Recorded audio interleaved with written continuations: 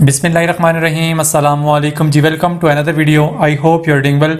सो federal board का official notification आप अपनी स्क्रीन पे देख सकते हैं। इस नोटिफिकेशन के ऊपर एक मैंने डिटेल्ड सेपरेट वीडियो बनाई थी और जिसमें मैंने आपको ये बताया था कि फेडरल बोर्ड ने आपका जो सिलेबस है यानी जो 2025 में जो स्टूडेंट्स अपीयर होंगे क्लास 9th और फर्स्ट ईयर के, आपका जो सिलेबस है वो फेडरल बोर्ड ने रिड्यूस कर दिया और उस हवाले से जो न्यू मॉडल पेपर्स हैं वो भी अपलोड कर दिए गए हैं। ठीक है, तो उस हवाले से मैंने उस वीडियो में ये कहा था कि मैं तमाम सब्जेक्ट की सेपरेट वाइज वीडियोस जो है वो अपलोड करूंगा ताकि आप तमाम स्टूडेंट्स की रहनुमाई हो सके और आप उसके अकॉर्डिंग अपनी प्रेपरेशंस कर सकें। तो लास्ट टाइम मैंने जो वीडियो अपलोड की थी उसमें मैंने ये बताया था कि जो मॉडल क्वेश्चन पेपर्स हैं वो अपलोडेड हैं फेडरल बोर्ड की वेबसाइट पे, बट बहुत सारे स्टूडेंट्स को फिर भी नहीं मिल रहे थे। तो ये आप अपनी स्क्रीन पे नोटिफिकेशन देख सकते हैं और इसी नोटिफिकेशन के नीचे कंप्लीट डिटेल के साथ मॉडल पेपर भी दिया गया है। ठीक है, सो आज की इस कंप्लीट वीडियो में आपको मैं कंप्लीटली गाइड करूंगा कि आपने 2025 जो एग्जामिनेशन है उनके लिए अपनी प्रेपरेशंस को कैसे करना है। ठीक है, सो आज की ये जो कंप्लीट वीडियो है वो क्लास 9th मैथ के स्टूडेंट्स के लिए है और इस हवाले से जितनी भी डिटेल्स है मॉडल पेपर में वो तमाम की तमाम आज की इस वीडियो में मैं आपसे शेयर करूंगा कि आपने कौन कौन से क्वेश्चंस करने हैं, कौन कौन से टॉपिक्स करेंगे तो आपका जो 2025 का जो पेपर है मैथ्स का वो आपका 100% होगा। ठीक है, तो इसी नोटिफिकेशन को आप थोड़ा सा स्क्रॉल डाउन कर लें, नीचे चले जाएँ तो नीचे आपको मॉडल पेपर नज़र आएगा और मॉडल पेपर में जितनी डिटेल्स हैं वो आज की इस वीडियो में मैं आपसे शेयर करूंगा। ठीक है, यहाँ थोड़ा नीचे आ जाते हैं। ओके जी, ये आ गया जी national curriculum Pakistan 2022-2023 assessment framework mathematics class 9th details of content areas SLOs। ठीक है, अब आपने अपनी जो प्रेपरेशन है 2025 एग्जाम की वो इसके अकॉर्डिंग कर लेनी है। सबसे पहले जो क्लास 9 मैथमेटिक्स की जो अभी न्यू बुक है, ठीक है, अब मैं इस हवाले से पहले भी वैसे डिटेल्स शेयर कर चुका हूँ बट अगेन मैं आपको एक दफ़ा रिवाइज करके ये बता देता हूँ कि जो आपकी बुक आप जो भी आप फेडरल बोर्ड ने ये कहा है कि आपको जो टॉपिक दे दिए गए हैं अब आपकी मर्जी, आप कोई नोट्स फॉलो करते हैं, आप कोई बुक फॉलो करते हैं, किसी भी पब्लिशर की बुक फॉलो करना चाहें कर सकते हैं, कोई रिस्ट्रिक्शन नहीं है। ठीक है, फेडरल बोर्ड ने अभी ये कहा है कि आप कंटाब की यूज़ करें, आप नेशनल बुक फाउंडेशन यूज़ करें या आप अपनी मर्जी से कोई भी नोट्स ले लें, आप यूज़ कर सकते हैं। It is up to you. Just आपको ये टॉपिक्स बता दिए गए हैं, सपोज के जैसा ये टॉपिक है रियल नंबर का, ठीक है, और इस हवाले से आगे डिटेल्स भी बता दी गई हैं। जस्ट आपने इनको प्रिपेयर कर लेने, बुक आप कोई भी यूज़ करें, इससे कोई कंसर्न फेडरल बोर्ड को नहीं है। ठीक है, उन्होंने आपका जो पेपर बनाना है वो इसको ये जो यहाँ पर कंटेंट यहाँ पर दे दिया गया है, ठीक है, जो मॉडल पेपर आपको दिया है इस मॉडल पेपर को सामने रखते हुए उन्होंने आपका पेपर बनाना है फाइनल 2025 का। ठीक है, तो आपने इसके अकॉर्डिंग अपनी प्रेपरेशंस करनी है। तो सबसे पहला जो आपका चैप्टर है जो न्यू बुक है या जो भी अगर बुक नहीं भी यूज़ करते हैं आप जिस तरह भी करते हैं, बस आपका जो पहला टॉपिक है वो है जी रियल नंबर्स का। ठीक है, अब इस रियल नंबर के टॉपिक में, इस रियल नंबर के जो चैप्टर में आपने कौन कौन से टॉपिक्स करने हैं, ठीक है, वो मैं आपको बता देता हूँ। पहले आप इसको समझ लें फॉर्म्स ऑफ असेसमेंट, जिसमें है फॉर्मेटिव और सुमेटिव।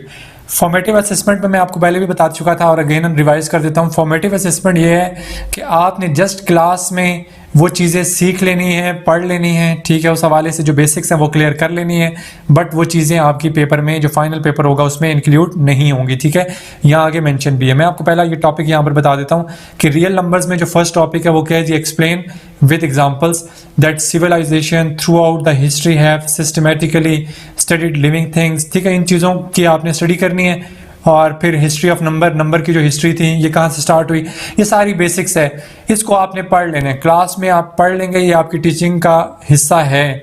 ठीक है, प्रैक्टिस आपने कर लेनी है, बट ये फॉर्मेटिव है। फॉर्मेटिव मींस कि ये आपके पेपर में इंक्लूड नहीं है। ये आगे जो रिमार्क्स लिखे हैं इसमें देख लें, लिखा है questions will not be asked in the annual examination, यानी कि इस टॉपिक में से आपसे कोई भी क्वेश्चन आपके पेपर में नहीं पूछा जाएगा। ठीक है, it will be the part of regular teaching practice, ये आपकी रेगुलर जो टीचिंग प्रैक्टिस है उसमें आपके आता है। ठीक है, फिर आगे सेकंड यहाँ पर टॉपिक है describe the set of real numbers. ये आप देखें set of real numbers as a combination of rational और इरेशनल नंबर।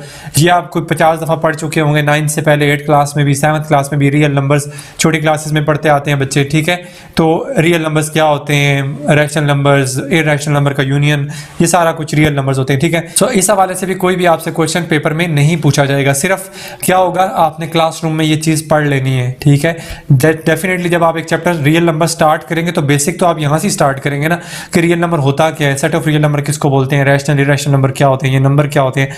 तो आपने इस हवाले से जितनी डिटेल्स हैं वो पढ़ लेनी है, पढ़ने के बाद ही फिर आप आगे जो है ना वो फर्दर क्वेश्चन इनके कर सकेंगे ना अटेम्प्ट, ठीक है।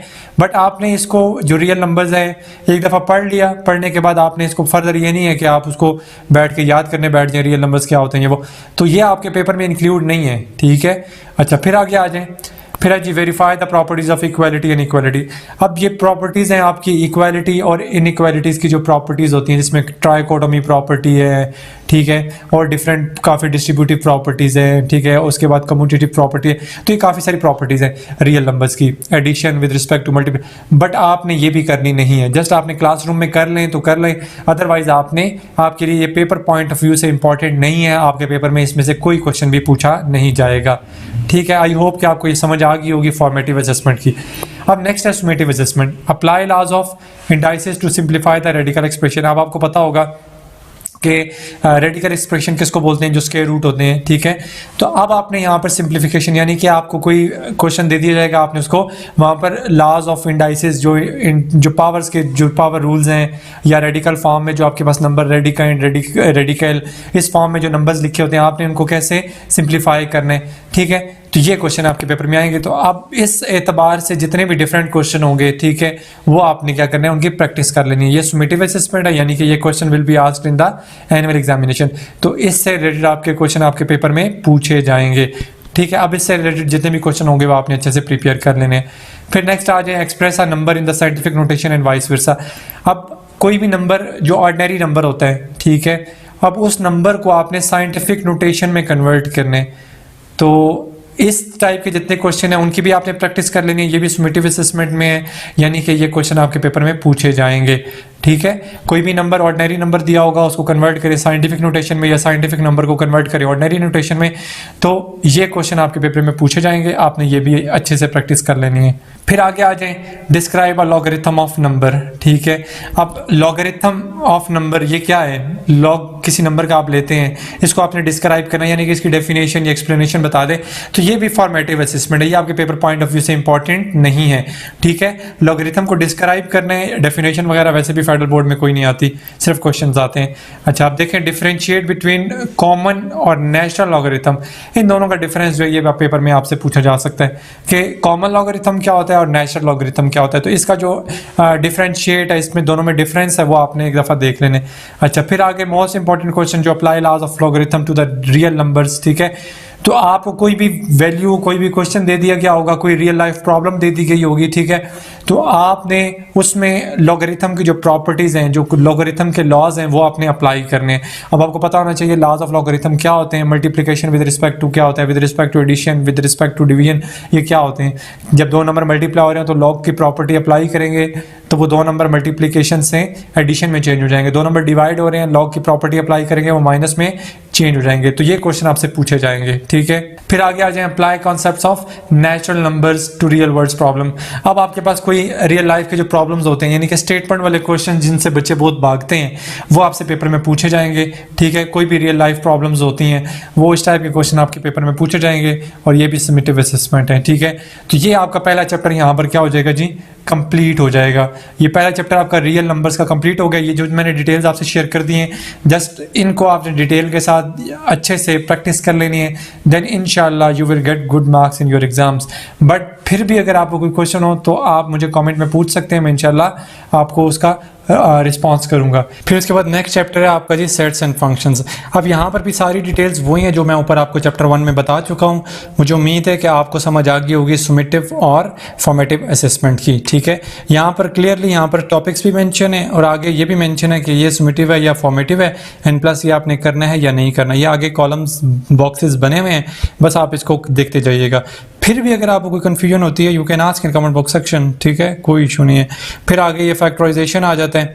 अब फैक्टराइजेशन में भी ऐसे ही है बिल्कुल, क्योंकि मैं इसलिए बस वो एक चैप्टर डिटेल के साथ आपसे शेयर कर दिया, बाकी आगे मॉडल पेपर मजीद भी दिया हुआ है, ठीक है, कि आपका पेपर एक्चुअली मतलब वो कंप्लीट पेपर कैसे आएगा वो भी आगे दिया हुआ है, ठीक है। और इस वजह से फिर मैंने फर्स्ट चैप्टर आपको डिटेल के साथ समझा दिया। बाकी अगर कंप्लीट इस वीडियो को मैंने करना है तो डेफिनेटली वो बहुत लेंथी हो जाएगी, तो इस वजह से अगर मैं ये तमाम चैप्टर यहाँ पर अगर कवर करूँ तो बहुत लेंथी वीडियो हो जाएगी।